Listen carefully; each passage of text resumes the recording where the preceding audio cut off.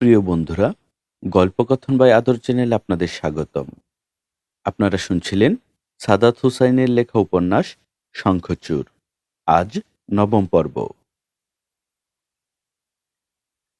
বিনয়াদিত্য পঞ্চম দিনের মাথায় গজেন্দ্রগড় দুর্গ ত্যাগ করলেন। ঈশান ও ত্রিশানের জন্য ভয়ঙ্কর অস্থিরতা অনুভব করছিলেন তিনি। কটা মাত্র দিন, কিন্তু এই কদিনের মধ্যেই পুত্রদের দেখার তেষ্টায় ছটফট করছিলেন তিনি। তাছাড়া এখনকার পরিস্থিতি সম্পর্কেও অন্নপূর্ণা দেবীকে অবহিত করা জরুরি। প্রতাপনারায়ণের বিষয়টি যত দ্রুত সম্ভব তাকে জানানো দরকার। হয়তো তাকে রাজধানীতেও নিয়ে আসা হতে পারে। তারপর মুখোমুখি করা হতে পারে চূড়ান্ত বিচারের। তাছাড়া এটিও বিনয়াদিত্য স্পষ্ট বুঝতে পারছেন না যে এখানে থেকেও আসলে বিশেষ কোনো লাভ নেই। এভাবে উদ্দেশ্যহীন খুঁজে অরুণাদিত্যের সন্ধান পাওয়া সম্ভব নয়। তার সন্ধান পেতে হলে সুনির্দিষ্ট তথ্য পেতে হবে, আর সেই তথ্য এখানে না থেকে অন্য কোথাও থাকতে পারে। এসব নানা কিছু ভেবেই তিনি গজেন্দ্রগড়ের উদ্দেশ্যে রওনা করলেন। তবে তার আগে সরোজকান্তি ও ভিভুনাথকে দুর্গের সকল দায়িত্ব বুঝিয়ে দিলেন।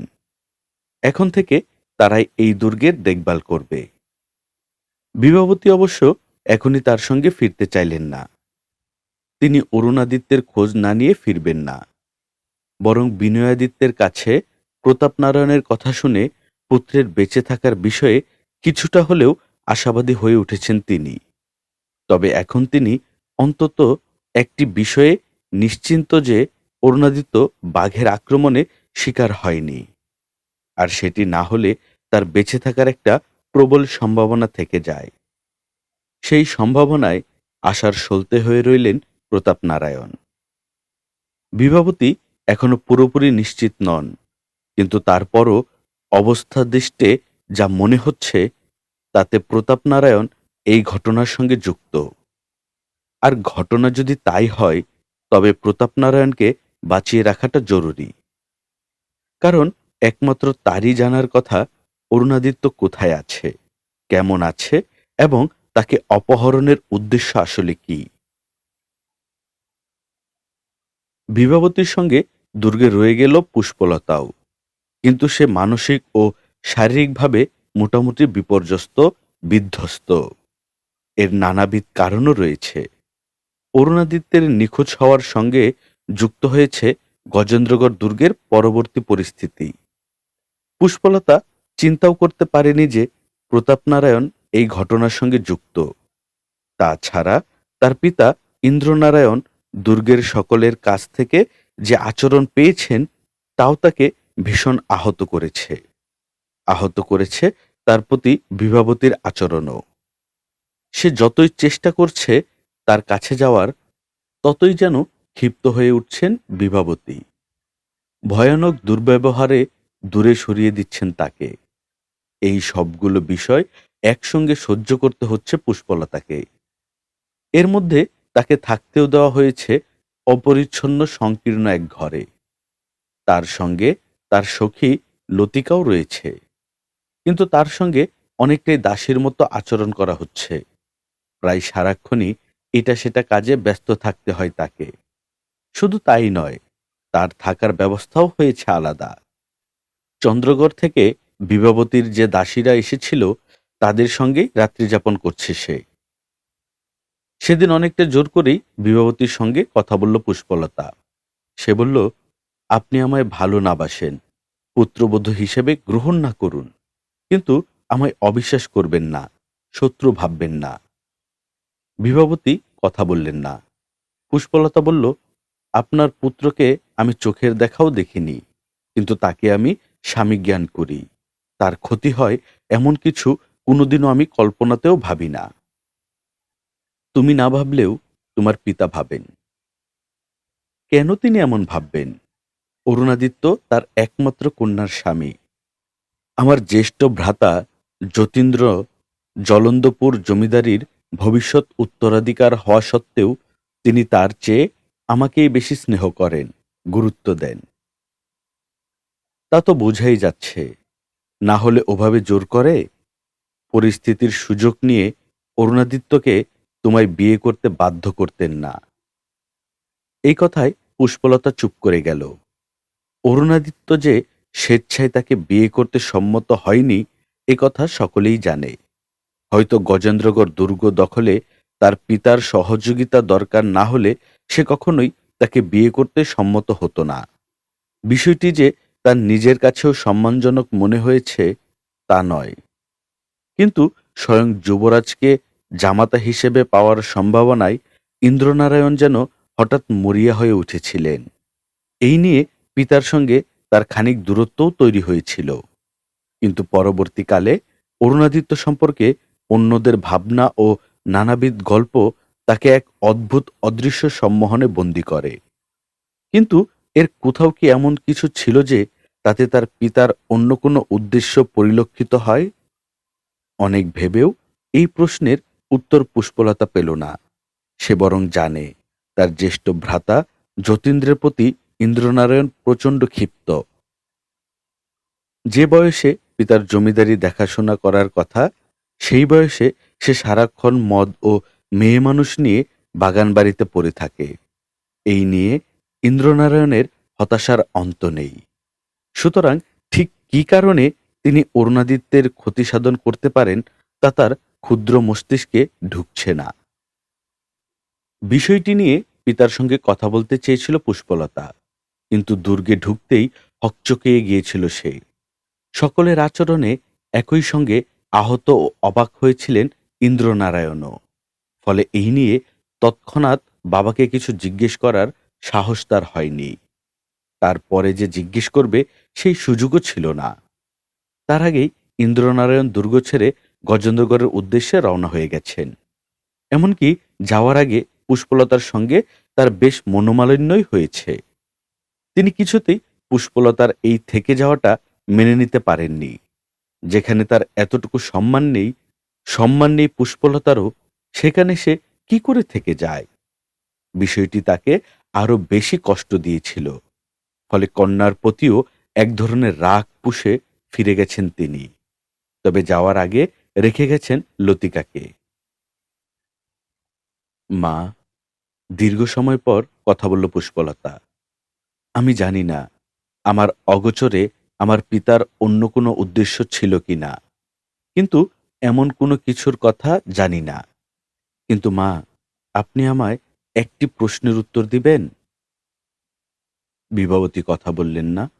পুষ্পলতা বলল, যদি তার এমন উদ্দেশ্যই থাকবে তাহলে কি উনি আমায় যুবরাজের সঙ্গে বিয়ে দেওয়ার জন্য এমন মরিয়া হয়ে উঠতেন? আমার স্বামীর ক্ষতি করে তার কি লাভ মা? জানি না।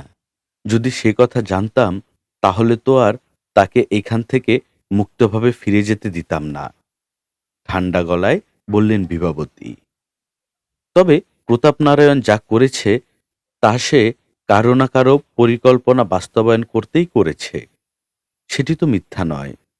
হয়তো তোমার পিতা এর সঙ্গে যুক্ত নয়, কিন্তু অন্য কেউ যুক্ত। অন্য আর কে হতে পারে মা? চন্দ্রগড় রাজসিংহাসনের শত্রুর অভাব নেই।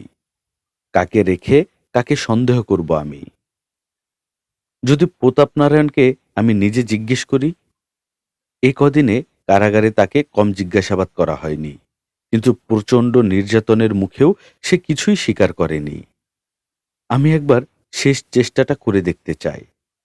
তুমি? হ্যাঁ, আমি। ছোট থেকে তাকে দেখে বড় হয়েছি। একভাবে কোলে পিঠে করেই তিনি আমাদের দুই ভাই বোনকে বড় করেছেন। আমার কাছে মিথ্যা বলা তার জন্য সহজ হবে না। মানুষ তার কাছের মানুষের সঙ্গে সহজে মিথ্যা বলতে পারে না। কে কতটা কাছের মানুষ তা কেবল শারীরিকভাবে কাছে থাকলেই বোঝা যায় না, বোঝা যায় মানসিকভাবে কাছে থাকলে। কিন্তু মন তো দেখা যায় না, দেখা যায় শরীর। ফলে শরীরী দূরত্ব দিয়ে কাছের কিংবা দূরের মানুষ চেনা সম্ভব নয়। বরং বেশিরভাগ সময়ে সবচেয়ে কাছে থাকা মানুষটিই হয় সবচেয়ে দূরের মানুষ। কিন্তু শরীরে কাছে থাকে বলে তার সঙ্গে থাকা মানুষের দূরত্বটা দেখতে পাওয়া যায় না।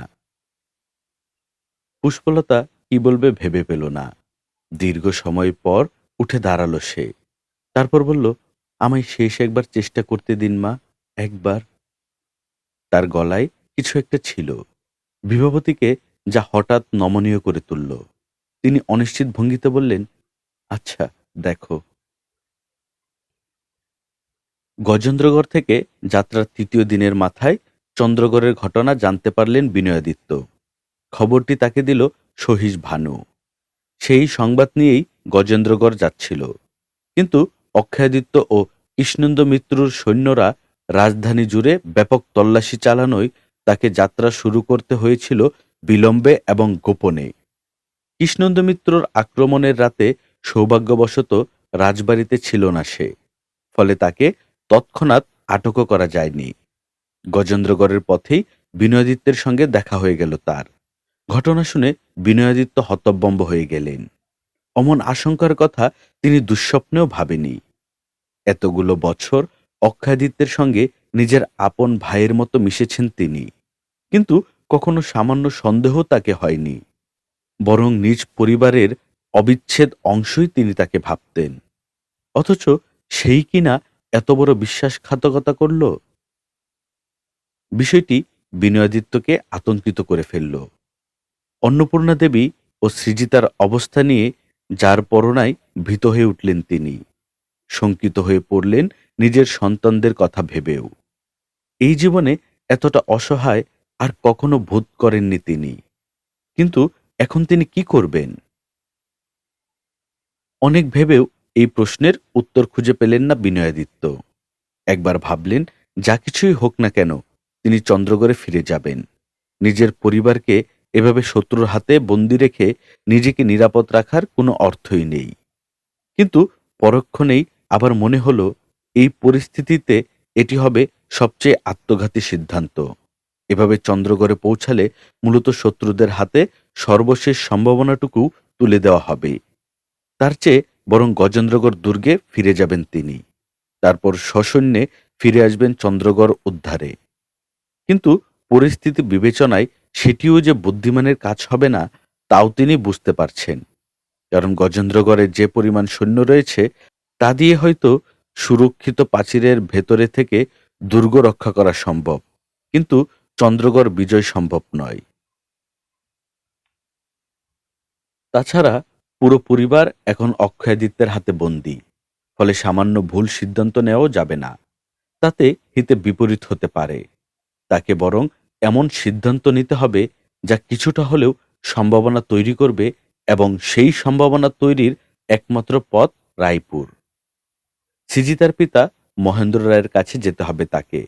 একমাত্র তিনিই পারেন এই পরিস্থিতি থেকে চন্দ্রগড়কে রক্ষা করতে। কিন্তু অতগুলো মানুষ অক্ষয়াদিত্যের হাতে বন্দী থাকা অবস্থায় কি করবেন তিনি? অক্ষয় যদি কারো কোনো ক্ষতি করে বসে? কথাটা ভাবতেই দিশেহারা লাগতে লাগলো বিনয়াদিত্যের। একটি অজানা আতঙ্ক ক্রমশ ঘিরে ধরল তাকে। মনে হতে লাগলো, ভগবান মানুষকে তেমন জীবনই দেন, যেমন জীবন মানুষ প্রার্থনা করে। কিন্তু এমন জীবন কি তিনি কোশ্চিন কালেও চেয়েছিলেন? ভাবতেই সৃজিতার মুখটা তার চোখের সামনে ভেসে উঠল। ভেসে উঠল ঈশান ও ত্রিশানের মুখও। কে জানে জীবন তাকে শেষ অবধি কোথায় নিয়ে দাঁড় করাবে। তবে যে পথে তিনি নেমেছেন, এখন আর সেই পথ থেকে ফিরে যাওয়ার কোনো উপায় নেই। এখন তাকে যে করেই হোক সামনে এগোতে হবে। এগুলেনও বিনয়াদিত্য। তিনি রায়পুরের উদ্দেশ্যে রওনা হলেন। তার দলের সঙ্গে যোগ দিলেন ভানুও। তার চতুর্থ দিনের মাথায় চন্দ্রাবতী নদী পেরিয়ে রায়পুর প্রবেশ করলেন। রাজবাড়িতে পৌঁছালেন আরও দুদিন পর। কিন্তু রায়পুর রাজবাড়িতে তখন শোকের ছায়া। সৃজিতার পিতা রাজা মহেন্দ্র রায় মারা গেছেন। তার মৃত্যুতে পুরো রাজ্যে যেন শোক নেমে এসেছে। অন্নপূর্ণা দেবীর সামনে বসে আছেন চিত্রলেখা দেবী। ঠিক কত বছর আগে শেষবার তারা এভাবে মুখোমুখি বসেছিলেন, তা এখন আর কেউই মনে করতে পারেন না। তবে চিত্রলেখা দেবীর মনে আছে। তার প্রথম পুত্র অনুপমাদিত্যের পর যখন দ্বিতীয় পুত্র অরূপাদিত্য অপঘাতে মারা গেলেন, তখন তিনি পুত্রের জন্য শোক প্রকাশ না করে বরং অন্নপূর্ণা দেবীর কাছে ছুটে গিয়েছিলেন। অন্নপূর্ণা দেবী তার চেয়ে বয়সে ছোট হলেও তিনি তখন রানী। তার তীক্ষ্ণ বুদ্ধি ও প্রখর ব্যক্তিত্বে বিবাহে রাজবাড়ি আলোকিত। স্বামী সমরাদিত্যও স্ত্রীর কথায় ওঠেন বসেন। ফলে চন্দ্রগড় রাজবাড়ির অন্দরে বাহিরে অন্নপূর্ণাই হয়ে উঠেছিলেন সর্বময় ক্ষমতার উৎস। আর সেই ক্ষমতার কাছেই যেন নিজের কনিষ্ঠ পুত্র অক্ষয়াদিত্যের জীবন ভিক্ষা চেয়েছিলেন চিত্রলেখা। অন্নপূর্ণা দেবী অবাক কণ্ঠে বলেছিলেন, এ আপনি কি বলছেন দিদি? আমি কি করে অক্ষয়ের জীবন ভিক্ষা দেব? আমি তো ভগবান নই। মানুষের জীবন দেন যিনি, নেনও তিনি। এ একমাত্র ভগবানের কীর্তি। তুমি আমায় ক্ষমা করে দাও অন্নপূর্ণা, আমায় ক্ষমা করে দাও। কাঁদতে কাঁদতে বলেছিলেন চিত্রলেখা। আমার অক্ষয় কখনোই রাজসিংহাসন চাইবে না। আমি তোমায় কথা দিচ্ছি, তুমি কেবল ওকে বাঁচতে দাও। ছি দিদি, আপনি আমায় এ কি কথা বলছেন? আপনি কি ভাবছেন যে অনুপ আর অরূপকে আমি হত্যা করেছি? না না, প্রায় আঁতকে ওঠা কণ্ঠে বললেন চিত্রলেখা। সে কথা আমি কেন বলবো? তুমি ওদের ঠিক মায়ের মতোই স্নেহ করো, ভালোবাসো। ও কথা তোমার জাতশত্রুও কখনো মুখে আনতে পারবে না। তাহলে সেবার ছাদ থেকে পড়ে গিয়ে অনুপমের হঠাৎ মাথা থেতলে গেল, কিন্তু তারপরও বেশ কিছুদিন বেঁচে ছিল সে। তাকে সারিয়ে তুলতে কি করিনি আমি? আপনি দেখেছেন, সবাই দেখেছে। চন্দ্রগড় ছাড়াও দূর দূরান্ত থেকে বড় বড় রাজবৈদ্য এনে আমি তাকে দেখিয়েছি। নিজে মন্দিরে গিয়ে তার জীবন ভিক্ষা চেয়ে পুজো দিয়েছি। আরোগ্য কামনা করে শত শত অনাথ খাইয়েছি। দেখেননি আপনি? কেন দেখব না? দেখেছি গো অন্নপূর্ণা। তুমি তো আমার জান গো। তুমি আমার নিজের আপন মায়ের পেটের বোন। তোমার মতো এমন দয়া আর কেউ আমায় কখনো করেনি, কখনো করবেও না। তাহলে আর অরূপের কি হলো? সে কোথায় বেড়াতে গিয়ে বজরা থেকে পড়ে জলে ভেসে গেল। ৩-৪ দিন পর আজ তার পচা গলা লাশ পাওয়া গেল নদীতে। আর আপনি এখন এখানে এসে বলছেন আমি যেন অক্ষয়ের জীবন ভিক্ষা দিই? চিত্রলেখা এই প্রশ্নের উত্তর দিলেন না।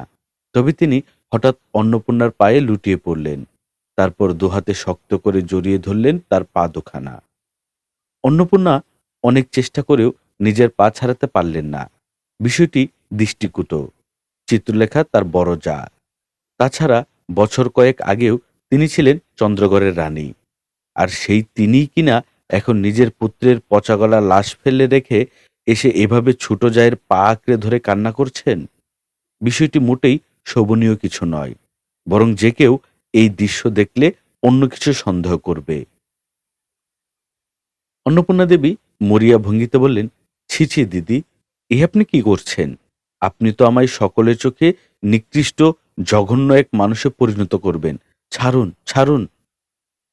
আমি আর কোনোদিন কাউকে এই রাজ্যের সিংহাসনের কথা বলবো না। অক্ষয় কোনোদিন তার উত্তরাধিকার দাবি করবে না। আমি তোমায় কথা দিচ্ছি, ভগবানের নামে শপথ করে বলছি, এই কথার কোনো ব্যত্যয় হবে না। তুমি শুধু আমার অক্ষয়ের প্রাণ ভিক্ষা দাও। দিদি, আপনি কি পাগল হয়ে গেছেন? এসব কি বলছেন আপনি? আমি আমার অক্ষয়ের জন্য সব ছেড়ে দেব, সব কিছু। তুমি বললে এই মুহূর্তে আমি এক কাপড়ে এই রাজবাড়ি ছেড়ে চলে যাব, আর কখনো আসব না। কিন্তু তুমি আমার অক্ষয়কে, এই যে আমি তোমার পায়ে পড়ছি।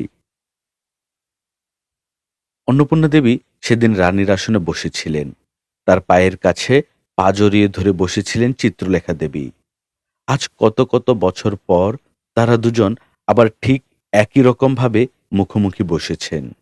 কিন্তু সময়ের চক্রে দৃশ্যপটে বিরাট অদলবদল ঘটেছে। আর চিত্রলেখা দেবী বসে আছেন রাজমাতার আসনে। তার পায়ের কাছে মেঝেতে বসে আছেন অন্নপূর্ণা দেবী। তার পরনে নোংরা ময়লা পোশাক, মলিন মুখ, অবিনেত্য চুল। তবে এত কিছুর মধ্যেও তার চোখজোড়া যেন ভাটার আগুনের মতো জ্বলছে। সেদিকে তাকিয়ে চিত্রলেখা বললেন, তোমার ভয় হচ্ছে না অন্নপূর্ণা? কিসের ভয়? খুব স্বাভাবিক কণ্ঠেই কথাটি বললেন অন্নপূর্ণা দেবী। শাস্তির। কিসের শাস্তি? তোমার অন্যায়ের, নৃশংস জঘন্য সব অপরাধের। কি অপরাধ আমার? এই প্রশ্নে চিত্রলেখা দেবী হতবম্ব হয়ে গেলেন। বছরের পর বছর এমন ভয়াবহ নৃশংস সব অপরাধ করার পরও একটা মানুষ কি করে এতটা নির্বিকার ভঙ্গিতে এমন প্রশ্ন করতে পারেন, তাও সবকিছু হারিয়ে বন্দী ও পরাজিত হয়ে? তোমার কি অপরাধ তুমি জানো না? না। এই রাজসিংহাসন দখল করতে তুমি কি করেছ তা তুমি জানো না? তা জানি। তাহলে কি জানো না? আমার অপরাধ কি? এই যে তুমি আমার 2 পুত্রকে হত্যা করেছ, তোমার স্বামী সমরাদিত্য তার বড় ভাইয়ের অবর্তমানে কিছুদিনের জন্য আপৎকালীন রাজা হয়েছিল। শপথ করেছিল যে তার ভাইয়ের পুত্ররা উপযুক্ত হওয়ার সঙ্গে সঙ্গেই সে তাদের কাছে রাজ্যভার হস্তান্তর করবে। কিন্তু তুমি তা করতে দাওনি, বরং তাদের হত্যা করেছ। এগুলো অপরাধ নয়? অপরাধ কখন হয় জানেন? কখন? যখন মানুষ রীতিবিরুদ্ধ কিছু করে, তখন। মানে এগুলো রীতিবিরুদ্ধ নয়? না। এই রাজসিংহাসনের পেছনে যত গল্প আছে তার সকলই কম বেশি এমন। সিংহাসনের রীতি রক্ত আর বিশ্বাসঘাতকতার রীতি। কি বলতে চাইছো তুমি? আমি যা বলতে চাই সেটি সবাই জানে, আপনিও জানেন। কিন্তু ক্ষমতা এমন আশ্চর্য এক জাদুর কাঠি যে এটি স্পর্শ করে সে কেবল নিজ ছাড়া আর সবাইকে ভুলে যেতে চায়। অতীতের আর সব ইতিহাস মুছে দিয়ে কেবল নিজের ইতিহাস মনে রাখতে চায়। সেই ইতিহাস অমর করে রাখতে চায়। হেয়ালি রাখো অন্নপূর্ণা, যা বলতে চাও স্পষ্ট করে বলো। অন্নপূর্ণা মৃদু হাসলেন। শঙ্খচূড় সাপ দেখেছেন কখনো? রাজগোকরা? চিত্রলেখা এই প্রশ্নের উত্তর দিলেন না। এই অবস্থাতেও অন্নপূর্ণা দেবীর এমন আচরণ তাকে প্রবলভাবে বিস্মিত করছে।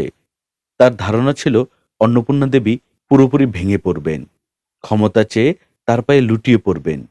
কিন্তু তেমন কোনো লক্ষণই দেখা যাচ্ছে না, বরং আশ্চর্য রকম নির্ভার ও নিশ্চিন্ত লাগছে তাকে, যেন আগে থেকেই এমন পরিস্থিতির জন্য প্রস্তুত ছিলেন তিনি। অন্নপূর্ণা দেবী বললেন, পৃথিবীর সবচেয়ে সুন্দর সাপ শঙ্খচূড় বা রাজগোকরা, সবচেয়ে ভয়ঙ্করও। এর চেয়ে বৃহৎ বিষধর সাপ আর নেই। তাই সাপুড়েদের কাছে এই সাপ সবচেয়ে লোভনীয়। কিন্তু তারা জানে এটি পেতে হলে এর বিষের কথাও মাথায় রাখতে হবে। ক্ষমতাও এই শঙ্খচূড় সাপের মতোই আকর্ষণীয়, কিন্তু বিষধর। একে পেতে হলে এর ছোবল আর বিষের জন্য প্রস্তুত থাকতে হবে। এটা না মানলে, না জানলে তো ওই সাপ ধরা যাবে না। চিত্রলেখা বিরক্ত ভঙ্গিতে বললেন, এর সঙ্গে তোমার অপরাধকে অপরাধ মনে না করার সম্পর্ক কি? ওই যে ইতিহাস, যে সিংহাসনে অক্ষয় আজ রাজা হয়ে বসেছে, তাতে বিশ্বাসঘাতকতা নেই? অক্ষয় আর আপনি আমার বিশ্বাস ভঙ্গ করেই তো এই ক্ষমতা অর্জন করেছেন, করেননি? হুম, করেছি। কিন্তু তুমিও আমার সঙ্গে তাই করেছিলে। আমি তো তা অস্বীকার করছি না। কিন্তু আমি করেছি বলেই আপনার করাটা তো আর মিথ্যা হয়ে যায় না, যায়? আপনি যদি কারো বিশ্বাসঘাতকতাকে অপরাধ বলতে চান, তাহলে জগতের সকল বিশ্বাসঘাতকতাই অপরাধ। সেটি আমার হোক অথবা আপনার, আর না হলে কোনোটিই নয়। কিন্তু অক্ষয় রক্ত ঝরায়নি, তোমরা ঝরিয়েছ। সময় এখনো শেষ হয়ে যায়নি, কেবল শুরু। রাজসিংহাসন রক্তপাতহীন রাজাকে তার কোলে স্থান দেয় না। তার মানে তুমি যা করেছ তা অপরাধ নয়? আমি যা করেছি তা অপরাধ হলে আপনিও অপরাধী, আমাদের পূর্বে যারা ছিল তারাও। মানে? মানে বলে সামান্য থামলেন অন্নপূর্ণা দেবী। তারপর বললেন, এই রাজপরিবারের ইতিহাস জানেন? কি ইতিহাস? বিশ্বাসঘাতকতার ইতিহাস। এর শুরুটাই তো হত্যা, ষড়যন্ত্র আর বিশ্বাসঘাতকতায়। মানে? মানে মাত্র 200-250 বছর আগে এই চন্দ্রগড়ের রাজা ছিলেন রাজা রমেশচন্দ্র। তার পূর্বপুরুষরাই চন্দ্রগড় রাজ্যের প্রতিষ্ঠাতা। এর নামকরণও তারাই করেছিলেন। তাহলে চন্দ্রবংশের কাছ থেকে আদিত্যরা এই রাজ্য শাসনের অধিকার কি করে পেল? জানেন সেই ইতিহাস? চিত্রলেখা দেবী কথা বললেন না। তবে তার হঠাৎই মনে হলো, সামনে মেঝেতে সংকলিত বসনে বসে থাকা এই নারীটিকে ঘৃণা করা যায়, অশ্রদ্ধা করা যায়, কিন্তু অগ্রাহ্য করা যায় না। তিনি অন্নপূর্ণা দেবীকে ডেকেছিলেন ভয়ানক শাস্তি দেওয়ার জন্য, তার সঙ্গে এতদিনকার সকল হিসাব নিকাশ বোঝাপড়া মিটিয়ে নেওয়ার জন্য।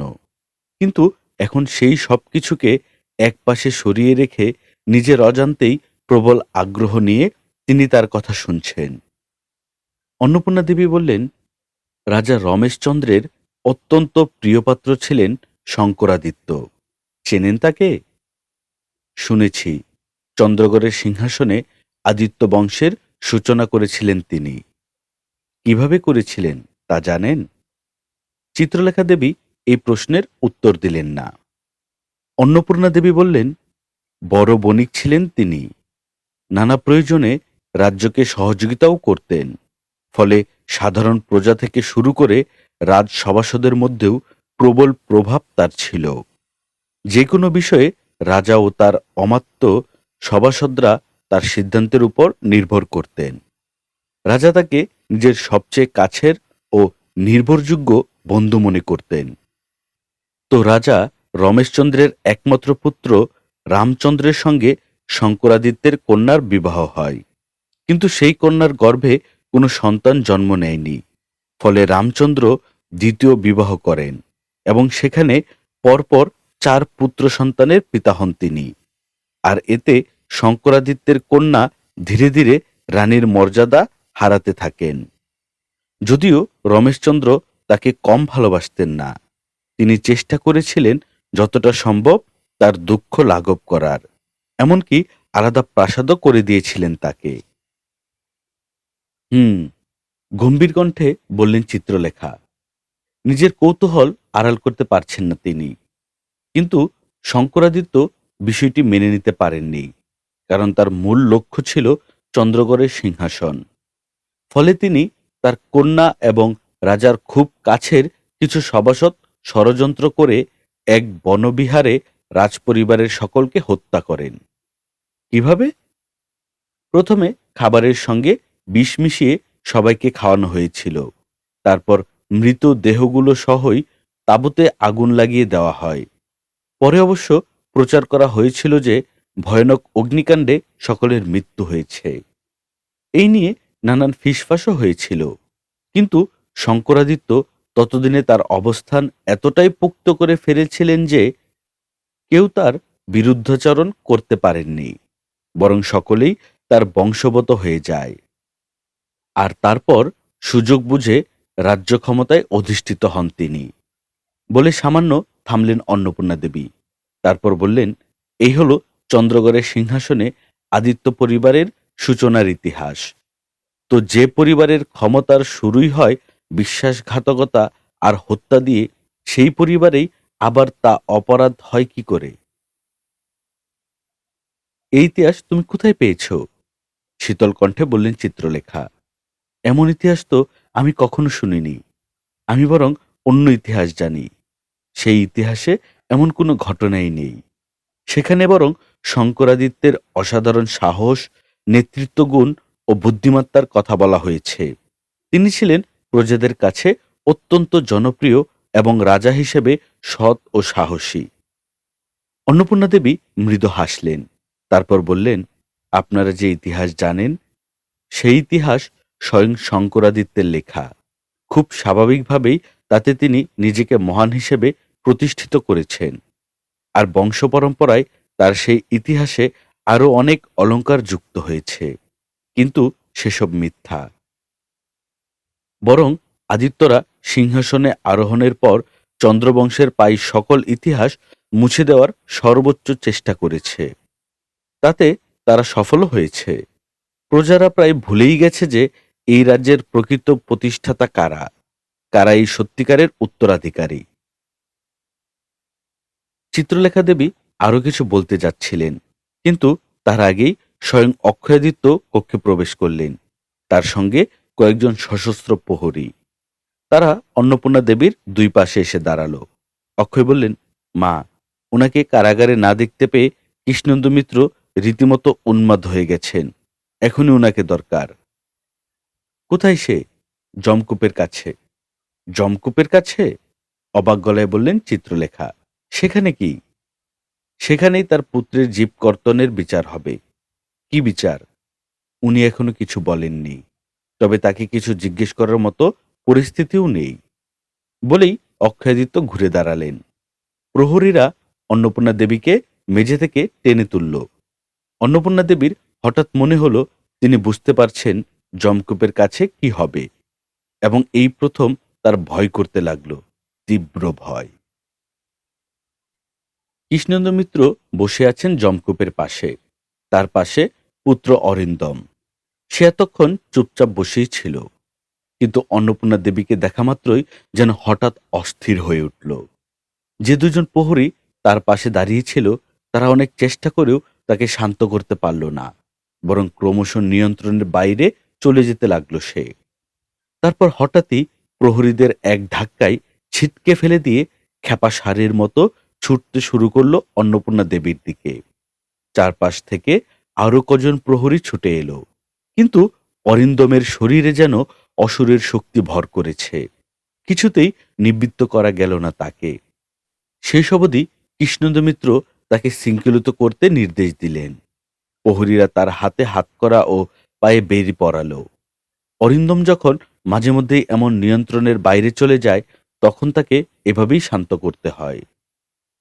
অন্নপূর্ণা দেবী অবশ্য চুপচাপ, নিরুত্তাপ। তাকে দেখে কিছুতেই মনে হচ্ছে না যে তিনি চিহ্নিত, বরং তার চোখে মুখে একটি স্পষ্ট নির্লিপ্ত ভাব। বিষয়টি মোটেই এমন নয় যে তিনি পরিস্থিতি বুঝতে পারছেন না, বরং তিনি ভালো করেই জানেন কি ভয়াবহ পরিস্থিতির মুখোমুখি তিনি দাঁড়িয়ে আছেন। কিন্তু যে বিষয়টি নিয়ে তার ভেতরে তীব্র আশঙ্কা তৈরি হয়েছে তা তিনি কাউকে বুঝতে দিতে চান না। আর চান না বলেই শত্রুদের সকল রাগ, ক্রোধ, ঘৃণা কেবল নিজের দিকেই টেনে নিতে চাইছেন তিনি। এই বয়সে এসে আর মৃত্যুকে ভয় করেন না অন্নপূর্ণা দেবী। এমনকি তারা যদি তাকে অমানসিক যন্ত্রণার মৃত্যুও দেয়, সেজন্যও তিনি প্রস্তুত।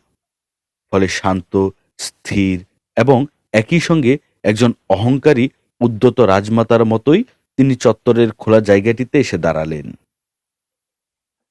লণ্ঠনের লান আলোয় চারপাশ কেমন ভৌতিক, গা ছমছমে। প্রহরীদের সকলের মধ্যেই তীব্র শঙ্কা ও উত্তেজনা কাজ করছে। এই অসহায় বন্দী অন্নপূর্ণা দেবীকেও যেন ভয় পাচ্ছে তারা। তিনি যেন আগের চেয়ে আরো বেশি বিপজ্জনক হয়ে উঠেছেন। অন্নপূর্ণা দেবী খোলা চত্বরে ঢুকেই স্থির ও স্পষ্ট কণ্ঠে বললেন, অপরাধী হলেও আমি দীর্ঘদিন এই চন্দ্রগড়ের রানী ও রাজমাতা ছিলাম।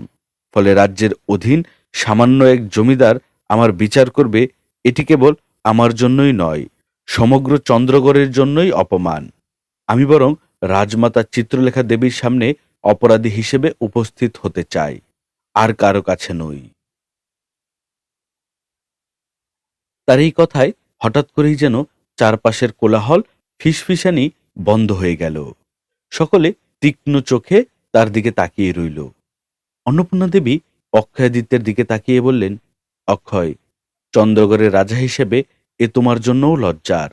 সামান্য এক জমিদারের কাছে তুলে দিয়ে তুমি যদি চন্দ্রগড়ের রাজমাতাকে অপমানিত করো, তবে ইতিহাস তোমায় কখনোই ক্ষমা করবে না। অক্ষয়াদিত্য কি করবেন বুঝতে পারছেন না। অন্নপূর্ণা দেবীর এই সামান্য কথাতেই যেন উপস্থিত রাজসভাসদ, ঊর্ধ্বতন সেনা ও রাজকর্মচারীদের মধ্যে এক ধরনের অস্বস্তি লক্ষ্য করা গেল। কিন্তু তিনি এও জানেন অন্নপূর্ণা দেবী ভয়ঙ্কর। এমনকি এই বন্দি অসহায় অবস্থায়ও তাকে দুর্বল ভাবার কোনো কারণ নেই।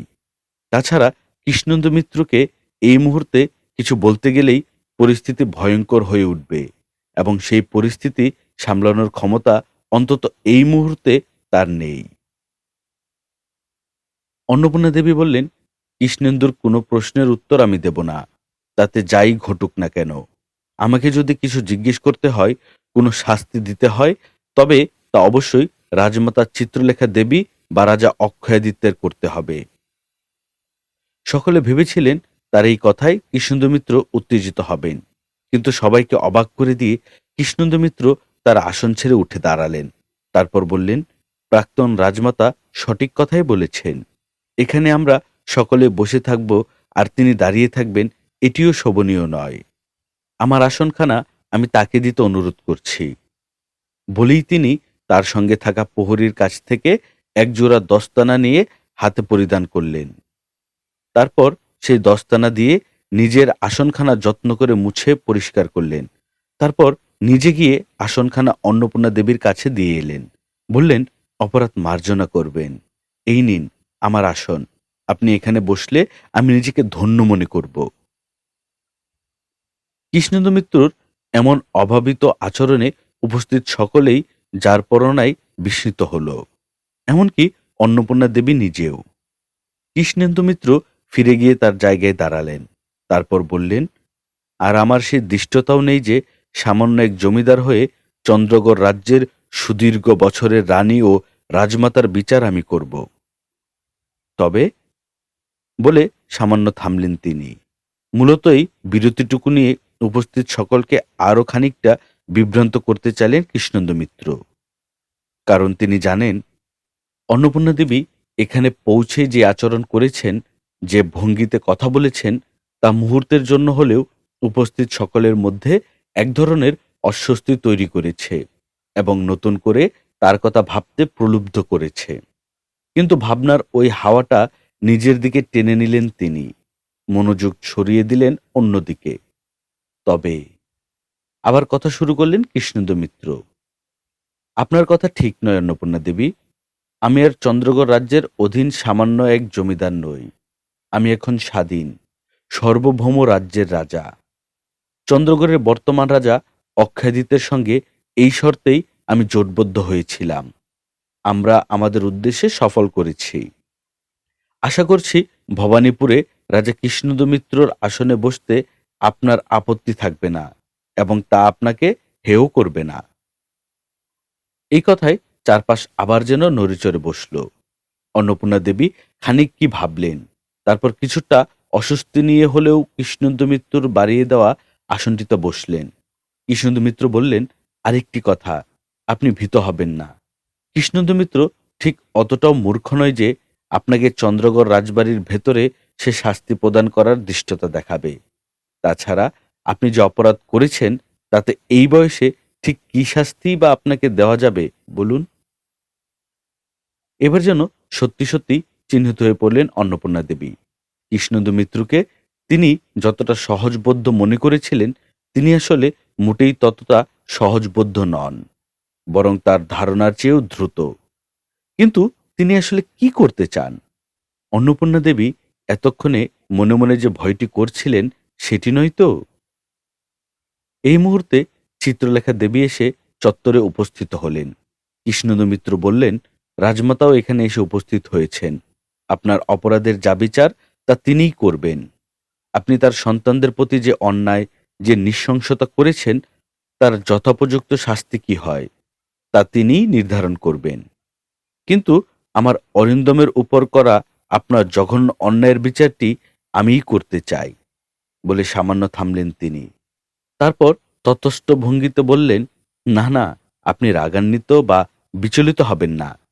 আমি যে বিচার করব তাতে আপনাকে আমি সামান্য আঘাত করব না, কেউ আপনাকে স্পর্শও করবে না। আর আমি আশা করছি এতে আপনার আপত্তিও থাকবে না। এই প্রথম অন্নপূর্ণা দেবীর বুক কেঁপে উঠল।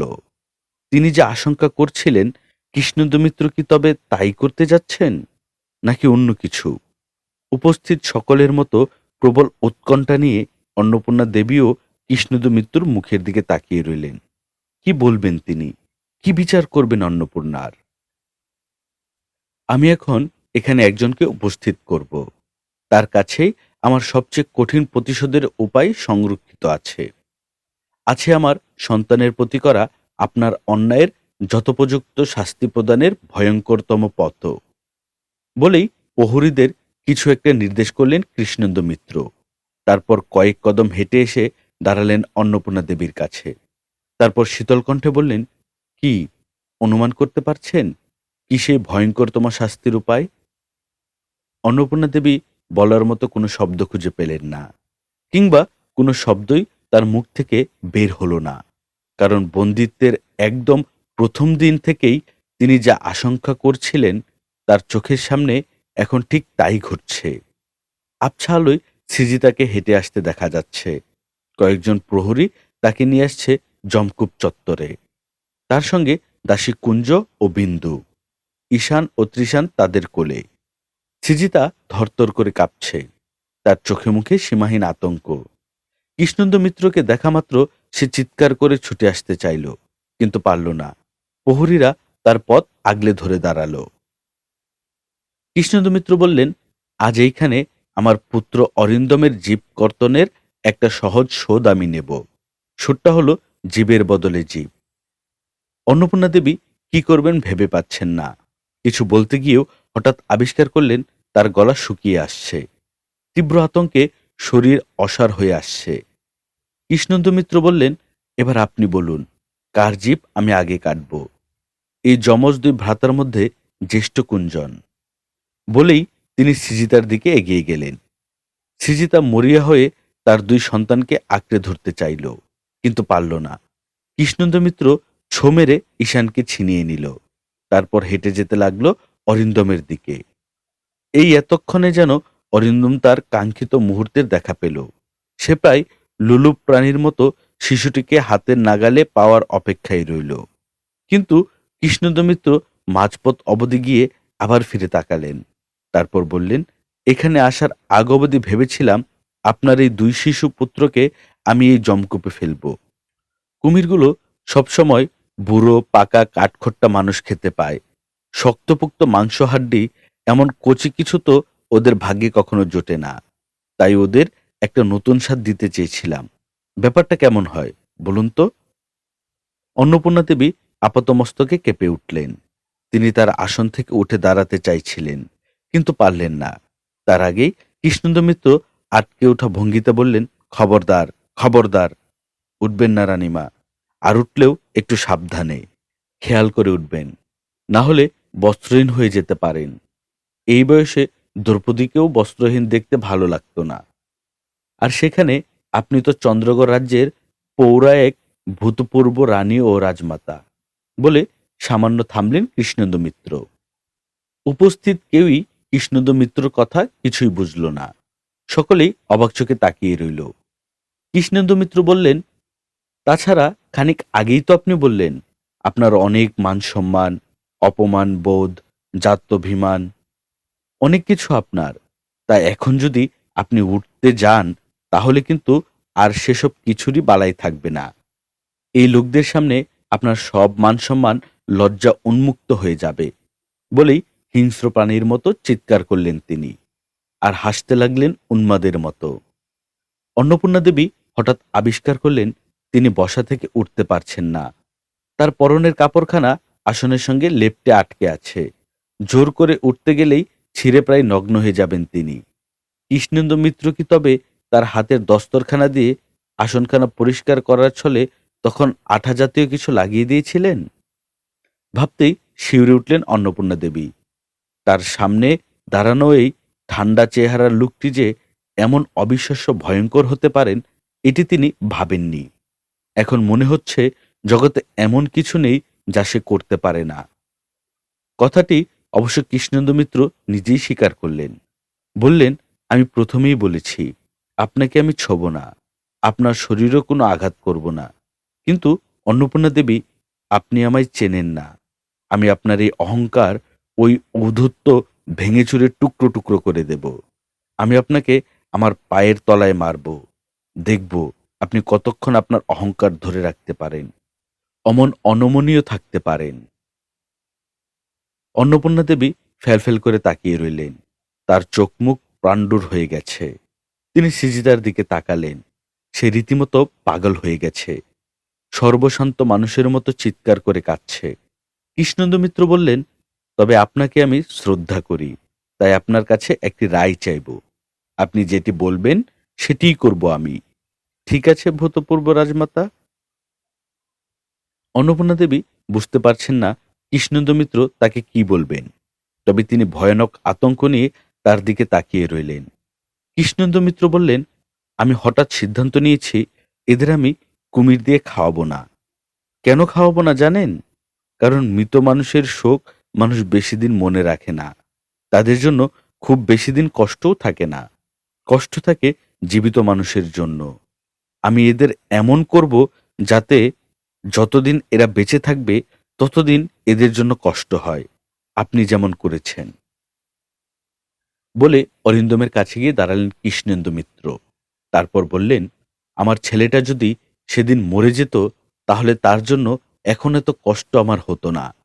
হয়তো ভুলেই যেতাম বা এই আক্রোশটা সময়ের সঙ্গে সঙ্গে কমে যেত। এই যে রাজমাতা চিত্রলেখা দেবী, উনি আপনার প্রতি এখন যতটা ক্রুদ্ধ তার চেয়েও শতগুণে বেশি ক্রুদ্ধ হতেন যদি আপনি উনার সন্তানদের হত্যা না করে আমার সন্তানের মতো এমন বিকলাঙ্গ করে রাখতেন।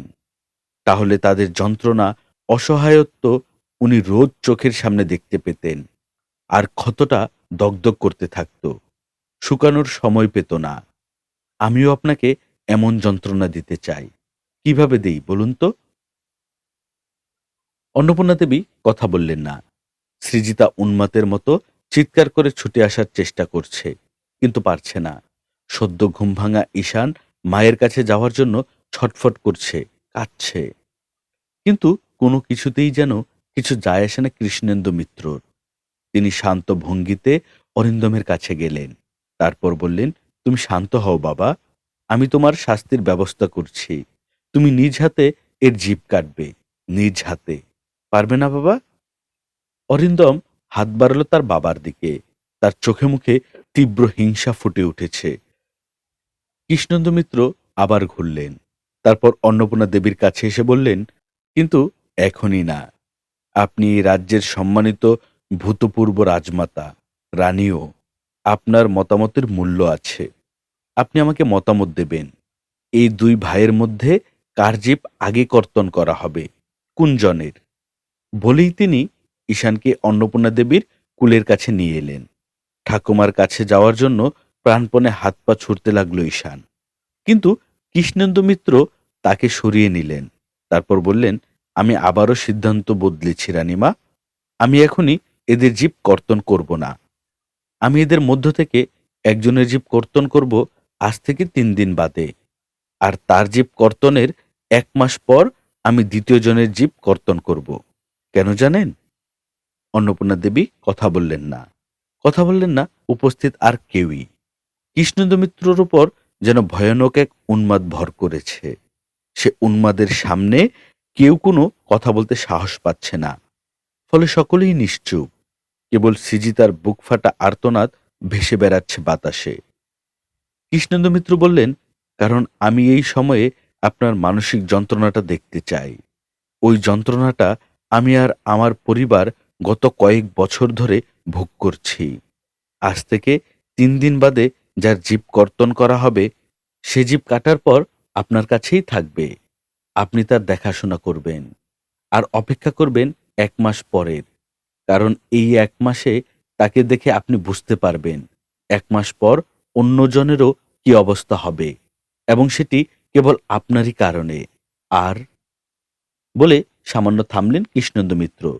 তারপর বললেন, আর এই 3 দিনের মধ্যে আপনি ঠিক করবেন এই দুজনের মধ্যে প্রথমে কার জীব আমি কাটব।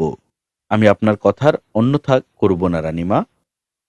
আপনি যার কথা বলবেন তার জীবই আমি প্রথমে কাটব, ঠিক আছে?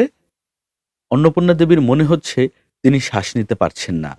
এই পরিস্থিতি থেকে মুক্তির কোনো উপায়ও তার জানা নেই। কিন্তু কৃষ্ণেন্দু মিত্র যে ভয়ানক শাস্তির কথা বলছেন তা তিনি সহ্য করবেন কি করে? আমার অপরাধের শাস্তি আমারই প্রাপ্য, অন্য কারো নয়। অবশেষে কথা বললেন অন্নপূর্ণা দেবী। তার গলায় কান্না। তিনি প্রায় ভেঙে যাওয়া কণ্ঠে বললেন, তাছাড়া অরুণকে তো আমার পাপের শাস্তি আপনার দিয়েছিনি, তাহলে আবার কেন এই? মানে? এবার যেন অবাক হলেন কৃষ্ণেন্দু মিত্র। অরুণকে আপনার পাপের শাস্তি দিয়েছি মানে? তাকে আপনারা হত্যা করেননি? অথবা গজেন্দ্রগড় জঙ্গল থেকে অপহরণ করে বন্দি করে রাখেননি? তাহলে এই নিষ্পাপ শিশুদের কেন আবার? অন্নপূর্ণা দেবী প্রবল কান্নায় ভেঙে পড়লেন।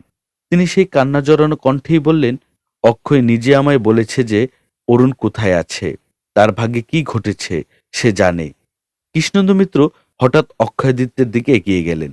তারপর তাকে টেনে নিয়ে গেলেন আড়ালে। তারপর অনুচ্চ কণ্ঠে বললেন, অরুণাদিত্যের আসলে কি হয়েছে? কেন, আপনি জানেন না? বিস্মিত কণ্ঠে বললেন অক্ষয়। আপনি তাকে গজেন্দ্রগড় জঙ্গল থেকে অপহরণ বা হত্যা করেননি? আমি? যেন বিস্ফোরিত হল কৃষ্ণেন্দু মিত্রর কণ্ঠ। আমি তো এর কিছুই জানি না।